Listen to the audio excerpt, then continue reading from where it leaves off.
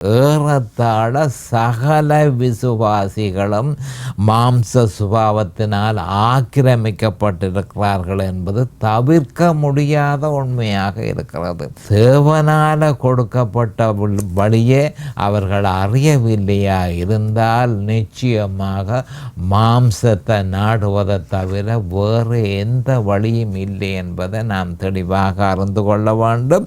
ஆனால் அதிகமான விசுவாசிகள் இப்படி நான் சொல்லுவதை ஏற்றுக்கொள்ள மாட்டார்கள்.